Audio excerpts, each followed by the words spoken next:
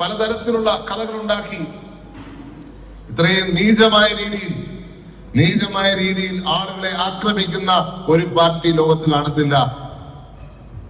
Hitler തന്റെ ആത്മകഥയായ main കൺഫിൽ എഴുതി, ഞാൻ എന്റെ ജീവിതത്തിൽ 3 കാര്യങ്ങളാണ് അവിടുത്തെ കമ്മ്യൂണിസ്റ്റുകാരിൽ നിന്ന് പഠിച്ചത്. 1, നല്ലപോലെ പ്രചരണം നടത്തുക. 2, ആൾക്കാരെ തല്ലി ഒതുക്കുക. 3, അതേ ഇട്ട വാക്കാണ് സ്പിരിച്വൽ ടെററിസം, ആത്മീയ തീവ്രവാദം. ഒരു കള്ളക്കഥ ഉണ്ടാക്കി ആ കള്ളക്കഥയ്ക്ക് പല മറുവശങ്ങൾ കൊടുത്ത് കള്ളം പറഞ്ഞ് ആളെ എന്താ പറയുക, കള്ളനാക്കി മാറ്റുക. ഇതാണ് ചിലർ ഇന്നും വളരെ സമർത്ഥമായി നടത്തിക്കൊണ്ടിരിക്കുന്ന കാര്യം. നിങ്ങളൊന്നും നേടുന്നില്ല. നിങ്ങൾ ഓർത്താൽ മതി, നിങ്ങളൊന്നും നേടുന്നില്ല. നിങ്ങൾ ഒരു മുഖ്യമന്ത്രിയെ എന്തൊക്കെ പറഞ്ഞു, എന്തൊക്കെ വിമർശിച്ചു, എന്തൊക്കെ കള്ളക്കേസുകൾ ഉണ്ടാക്കി. ഞാൻ അസംബ്ലിയിൽ ആദ്യമായിട്ട് MLA ആയിട്ട് കയറുമ്പോൾ ഷാഫിക്കും മറ്റുള്ളവർക്കും എല്ലാം നിർബന്ധം.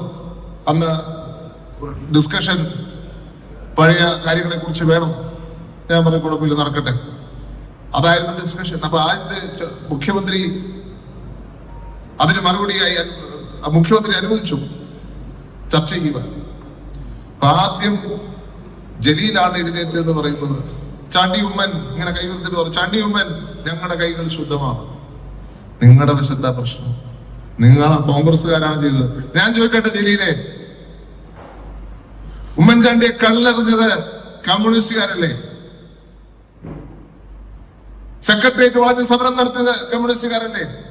ദേശാഭിമാനിയിൽ വെണ്ടയ്ക്ക അക്ഷരത്തിൽ 5 വർഷക്കാലം അച്ചു ചേർത്തിയത് കമ്മ്യൂണിസ്റ്റുകാരല്ലേ? ഇല്ലാത്ത കഥകൾ കേരളമെമ്പാടും പരത്തിയത് കമ്മ്യൂണിസ്റ്റുകാരല്ലേ? ഉമ്മൻചാണ്ടിയെയും കുടുംബത്തെയും കരിവാരി തേച്ചത് കമ്മ്യൂണിസ്റ്റുകാരല്ലേ? നിങ്ങളുടെ പ്രതിപക്ഷ നേതാവല്ലേ ആവശ്യമില്ലാത്ത വാക്കുകൾ അസംബ്ലിയിൽ പറഞ്ഞത്? എന്നിട്ടും അതൊക്കെ കോൺഗ്രസിന് തലയിൽ വെക്കുവാൻ നാണമുണ്ടോ CPM എന്നാണ് എനിക്ക് ചോദിക്കാനുള്ളത്. നാണമുണ്ടോ? ഇവിടെ വന്നിട്ട് പറയുക കോൺഗ്രസ്സുകാരാ, നാണമുണ്ടോ? ഇങ്ങനെ അടുത്തൊരു നമ്മളെ തമ്മിൽ തല്ലിക്കുവാൻ, പ്രശ്നമുണ്ടാക്കുവാൻ വേണ്ടി കാലാകാലങ്ങൾ CPM ചെയ്യുന്ന പ്രവർത്തനം. ആ വെള്ളം അങ്ങ് വാങ്ങി വെച്ചേക്കാൻ മതി, ഞങ്ങളടുത്ത് ചെലവാകത്തില്ല എന്നാണ് പറയാനുള്ളത്. ഇല്ലാത്ത കഥകളുണ്ടാക്കി, കള്ളക്കഥകളുണ്ടാക്കി ഒരു മനുഷ്യന്റെ ജീവിതം തകർത്തത് മറക്കാൻ പറ്റത്തില്ല.